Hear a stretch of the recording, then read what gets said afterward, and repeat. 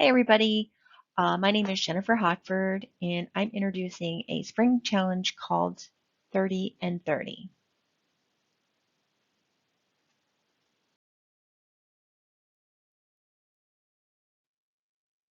So 30 and 30. Well, this time of year, everyone starts to get a little bit of cabin fever.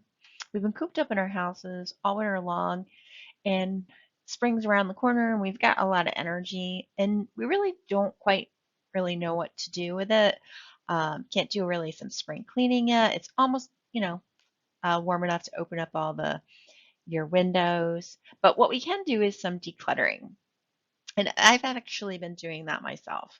So, to give you a little bit of background, I recently had a couple of friends of mine have some close relatives pass away. And it's been extremely overwhelming emotionally and physically for my friends, as well as for me to support them, to remove, declutter, and organize their loved ones' things.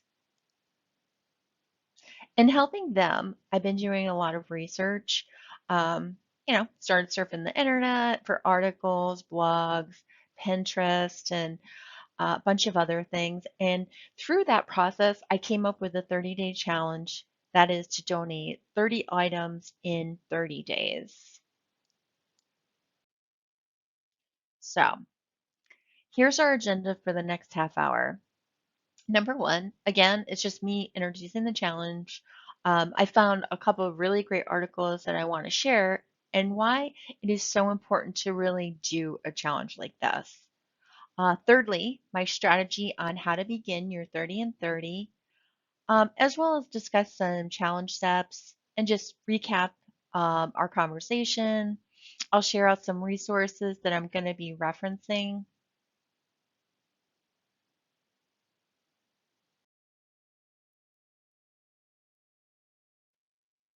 So, we always want to begin with the why. Why are we doing a 30-day challenge? What does clutter do to your brain and body? Well, this article was enlightening.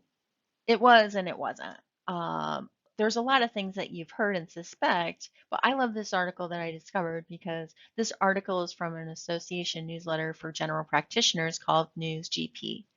The article was written in 2019 by this woman, Libby Sanders, who's an expert in organizational behavior, and she examines the effects on disorganization. Now, you may not have a lot of these extreme things. However, in general, the article talks about our anxiety levels, effects on sleep, effects on the ability to focus. Um, you know, Clutter can make us less productive, triggering some coping and avoidance strategies. Visual distractions increase cognitive overload that can reduce our working memory. This one I can relate to. Personally, I drive my family crazy. In my house, I'm very fortunate enough that I have my home office. So it's my own, wonderful space. But in my house, I have some common areas, and it's my kitchen, my living room, and they all have to remain clutter free. Dishes made every, my kids grew up with the beds being made in the morning. So a little bit of insight to mom's rules at the Hockford house. Anyway, this article talks about how clutter can lead to a constant low-grade blah, blah, blah, flight or fright response. The article continues about hoarding, also some studies, which is a little bit crazy, but because it's general practitioners, a correlation between weight gain and clutter. So a lot of studies. So I definitely think that it was uh, a gem to share. I really like this article because it wasn't a fluff piece that was just, when you're surfing the internet, you know what fluff pieces are, and they just want you to buy something and lead you down a rabbit hole. So this one was really great because it gave some basically meat and potatoes to this topic.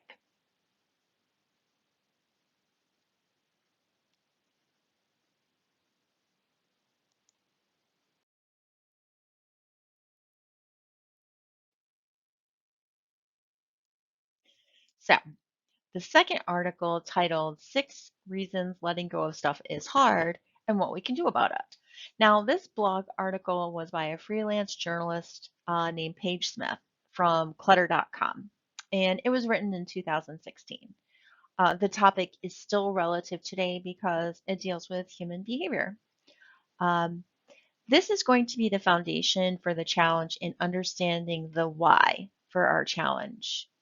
Now, a direct quote from the article is decluttering is difficult and can often be emotionally draining, anxiety inducing, and even painful. The first step of letting go of clutter is learning to understand the fear that you have with parting with a particular item. Now, we're going to go through each step and some different types of strategies that you can use to overcome it.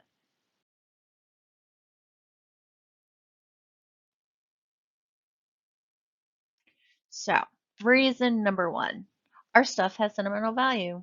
Of course it does. It brings us back to a time or a memory. We're human and we're sentimental creatures. We just are. It can be problematic when it comes to collecting things and clutter. And this is where you really want to check out the article. It gives advice, um, but it also gives a quote where if you can remember the occasion or person without the item attached to it, if you can say yes to that, then it's okay to donate that item and give it to someone else to love. Um, Now, that does resonate for me for some things. The article reference, if you're tempted to keep it for nostalgia's sake, you can take a picture of it. You can also jot down a couple of sentences. I personally love journaling. It's just my thing. And I also recommend that as an extra strategy because if you're really having difficulty parting with something like that, then maybe writing down the memory in your own words might help as well. So just an extra cool way to do something.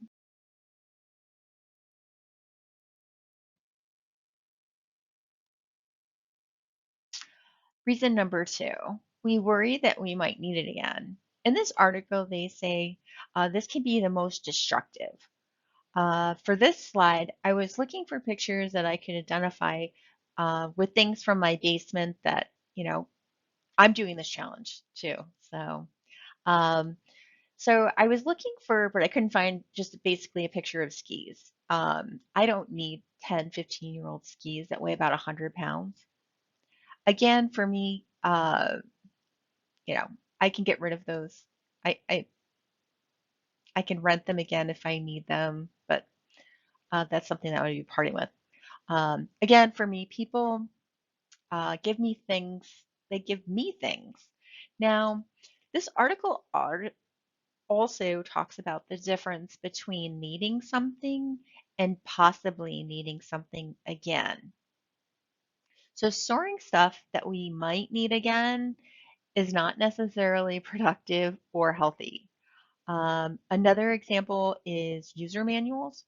Now, people love books and they love paper, but in reality, a lot of this information is now available electronically and through blogs. So that might be one that someone might consider. Um, Another one is textbooks. This one comes to mind, my son, actually. It's been uh, 10, 15 years since he graduated college. But this is my challenge. So, but this one resonated with me. And you can ask yourself if you are really going to need that textbook again, and say like, is it okay to part with it? And and that's the next phase of our challenge is really going to be knowing what really to do with something. I personally do not like to throw anything away. Um, you'll see shortly that I have a donation spreadsheet with resources, and it's a really big thing. I again don't like to throw anything away, but I definitely want to put things in the hands of people that can need it more than I do.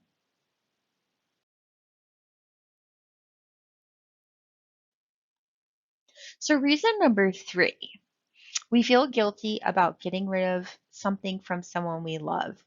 And this really can be anything, but it really is something that you didn't pick out for yourself. I'm Christian and I celebrate Christmas, and I used to get so much stuff. Um, and it had to, I just have a very big family and we're very social, but some of my family members, their love language is physical things to show love. And that's a topic for another time. Anyway, in my house now, I just have everyone bring, we just play a grab bag gift. And like no one, buys gifts. It's just a grab bag. So that way everyone just brings one item and they don't need to bring a lot of stuff. Um, we'll also do something where if I have a holiday party after Christmas, sometimes that happens just depending on the year, and we'll have a lot of fun and we'll have everybody bring something that they'd like to regift and pass along. Again, this is given to you from someone that you love. You might have a hard time getting rid of it because you're afraid that that person might get mad at you for parting with it. I have less of a problem with this one because over the years, people have started cleaning out their spaces and giving me their items and giving it to me. So now that it's been given to me, it's technically a gift, and I can feel free to find other homes for those items. And I swear, after doing this project, it's like those people felt guilty about parting with their items. So they were like, Jen, I'm going to give it to you to hold on forever, just in case I might need it again someday and I want to borrow it back. It technically doesn't work that way. So,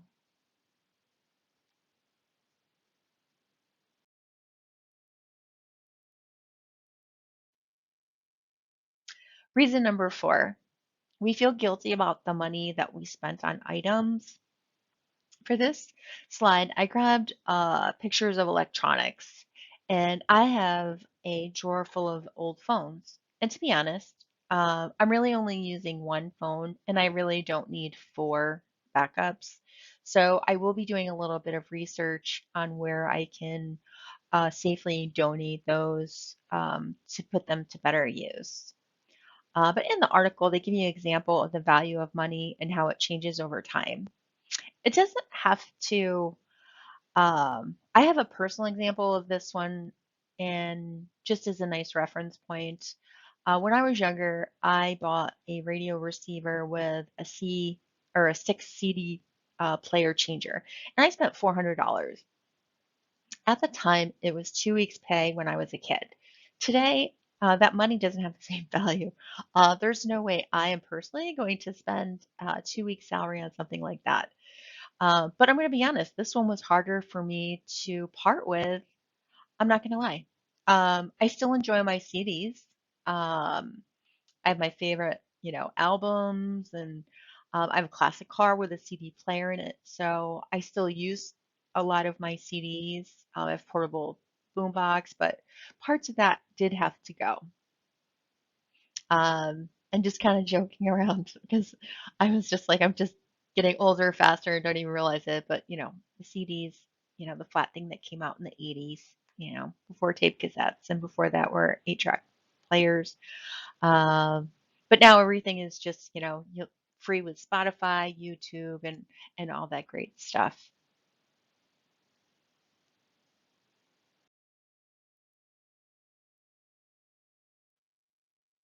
So reason number five, we attach our hopes and dreams to our possessions. Now, this article also talks about some Jane Austen books, and I have a collection. Uh, and you have this collection, and per se, like that, you're going to be reading it someday, or you have a collection of Twilight books that you've already read, or Harry Potter books, and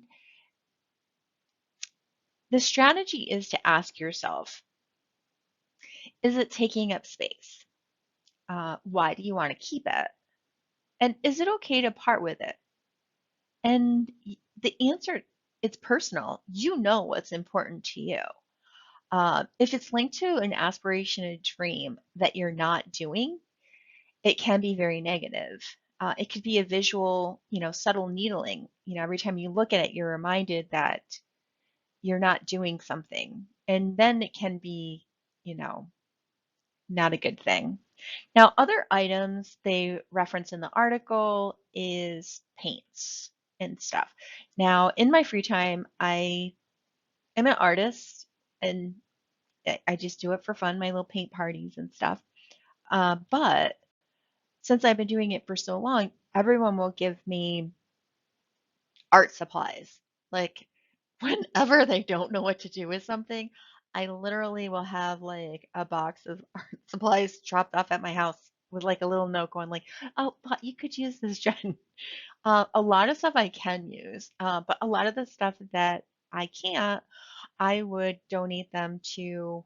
I've got a church around the corner that has Sunday school.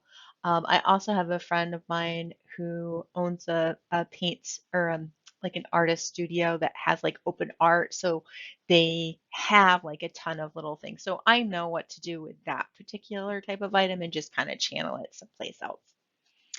Um, Another thing that they were showing in the article, and it was about fabric.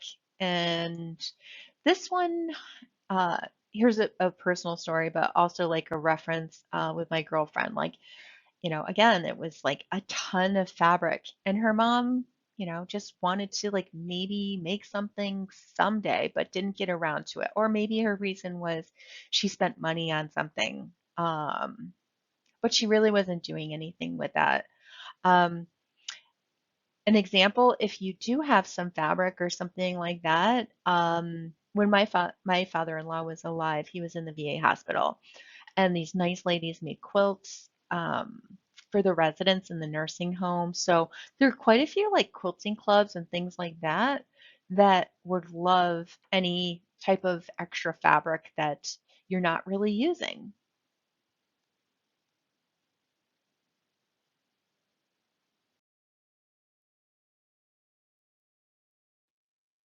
So number 6, we don't make the time. We avoid it. It's stressful without a little strategy. What else are we going to add onto this list? Really right here, what we're doing is we're choosing to make the time. And the reason I stress this, I'm visual, so I really liked this visual representation of time, because time can slip away from us. Um, so many hours in a week. But seconds turn into minutes, minutes turn into days, days can turn into months, and then months into years. So I'm asking you to consider to say yes now. So here, how to begin. I love inspirational quotes, and these two I found really relative to the topic. No one has ever become poor by giving, by Mary Angelou. The second quote is giving to those in need will bring more joy than money could ever buy, from Dave Ramsey. And if you don't know who Dave is, he's the little financial guru guy. So again, giving to those in need will bring more joy than money could ever buy. So, how to begin? Now, part of the presentation is I have a donation list put together. And when I was doing a little bit of research, um, you know, I needed to look up some information of who could accept different donations, what organizations, but also I added an extra column in my spreadsheet on who they support. So maybe you might have something where um,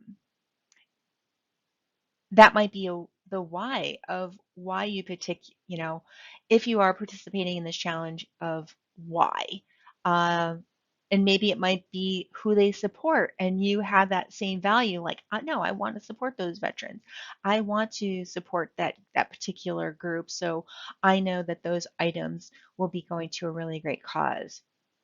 So the first one that I have listed on how to begin is the regional food bank. And the regional food bank, um, and also food pantries, but just if you decide to do the challenge, one of the easy things I think to kind of look at to start with is going through your pantry and your cupboards and looking for things.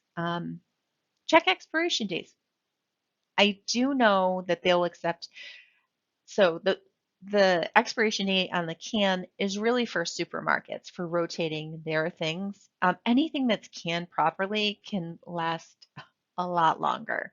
So I'm not saying that that's the only thing that you should donate, but just if you need to get started and stuff like that.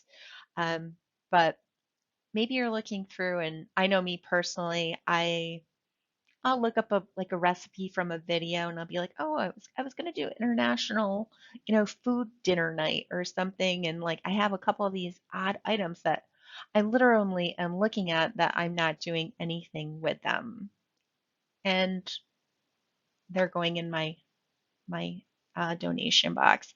Now, my girlfriend, um, this is I'm from Saratoga County, so just to let you know too, even local libraries. Local libraries will accept any CDs. They're usually partnered with another organization that helps them because basically the libraries will only need, so many copies of particular popular books because they just have just a certain number of real estate. But a lot of times they'll be partnered up with different organization that sell books online, like used books online. That's how I get my books. When I want to read a particular book, I want the cheapest version. I don't care that someone else has read it. I don't need the brand new factor by any means. Um, but then there's also different organizations, different Goodwills. Um, Another personal example is my girlfriend helping her. Like her mom had a ton of eyeglasses. Now, they certainly don't belong in the garbage. They're not trash or anything like that. Um, So I did a little bit of research and the Lions Club, it's an international organization, and they collect eyeglasses and also hearing aids. So, and where do you find those boxes? And I've walked past them like a million times. Pretty much every Walmart that has a vision center has a Lions box to accept donations. So, again, there's a link on here as well, but the different Habitat for Humanities, just a lot. And then another part of the sheet has to do with, well, maybe you just don't want to part with something. Like you just don't. Maybe you want to make a couple bucks. I am a huge fan of consignment stores. Um, Also, Facebook Marketplace. I'll start with Facebook Marketplace. Now, I've gotten lots of things on Facebook Marketplace, and usually I'm just transferring money through Venmo or PayPal or leaving cash underneath a little mat and I'm picking something up from a front porch. So I don't have to be in contact for the things that I have. So it's worked out pretty well for me. Love garage sales. But again, that can be overwhelming. Then you got a whole bunch of stuff that you got to get rid of that are just in a group. Um, then there's also, I live in Burnt Hill, so there is a place called Just in Time Consignment, and they take a little bit of everything.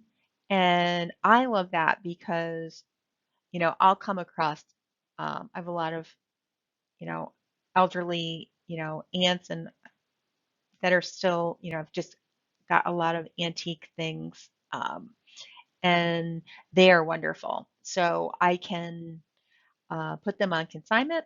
And then I have like a little bank account. So in my opinion, it's wonderful because I can just trade in 5 little things that I'm happy to donate to pick out something that I really would treasure. So I really like that. But then there's also, I was down at Proctor's the other like couple weeks ago, and right across from there is J Street, and they had a vintage shop. And when I was talking with the vintage clothing guy, He collects anything because he's next to the theater, any vintage pieces. So anything from the 20s, 30s, 40s, like period pieces. Um, they love, which is great when you like, they love those beaded old, like, clip-on earrings and chunky jewelry. Um, if you got like a weird fur or shawl that you really aren't that aren't you're not going to personally use, they love that type of stuff. And then like they even had like an odd little alligator bag. But I asked the owner how he accepts things, and he was just like, oh, anyone can look me online. They could actually take pictures of something and send them over to me, and I can let them know if I'm interested in something like that. So you can really use technology to help you as well with that. So you don't have to do a lot of extra driving.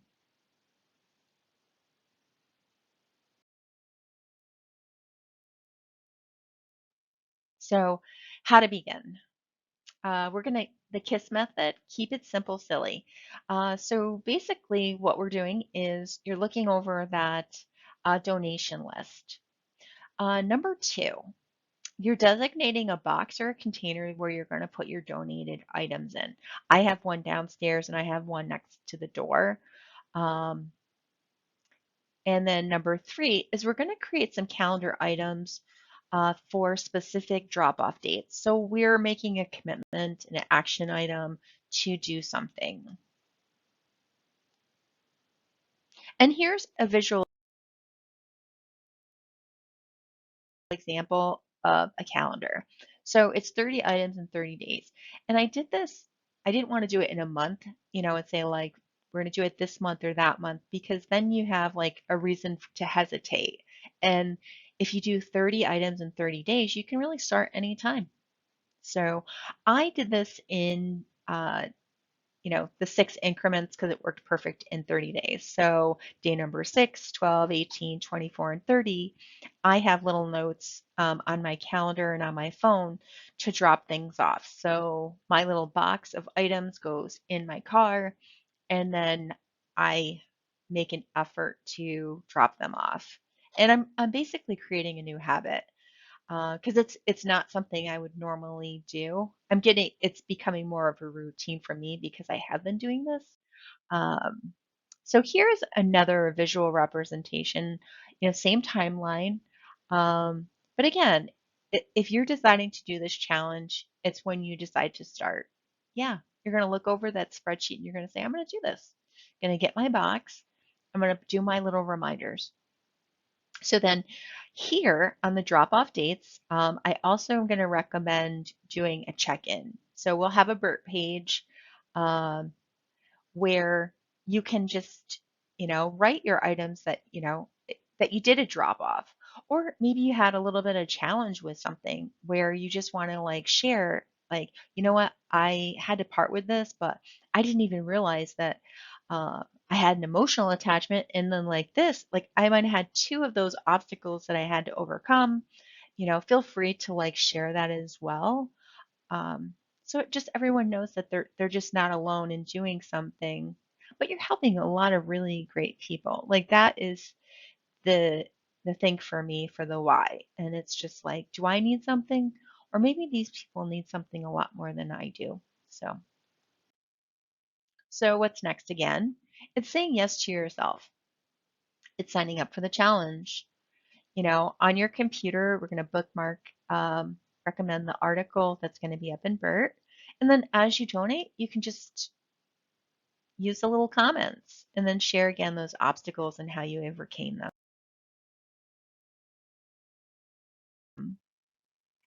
So again, I want to thank you for your time today. I hope that others will participate in this challenge and share their experience along the way. Okay, so there's a bonus challenge for the overachievers. So you know who you are.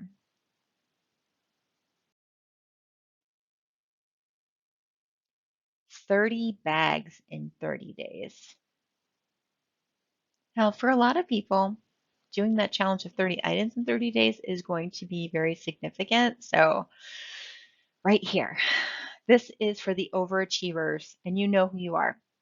So, how this works is you're just going to pick a square. You're going to pick a location and you're going to remove it. And you're just going to give yourself a little check off the box and be like, nope, I decluttered that spot.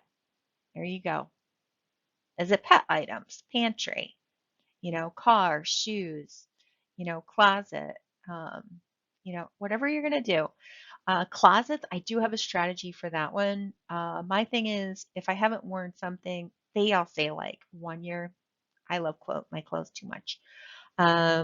If I haven't worn something in 5 years, then I donate those items.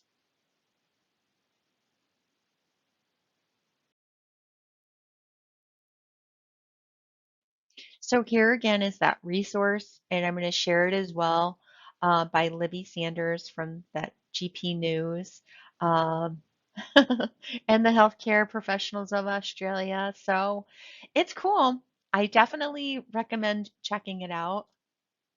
And then the last resource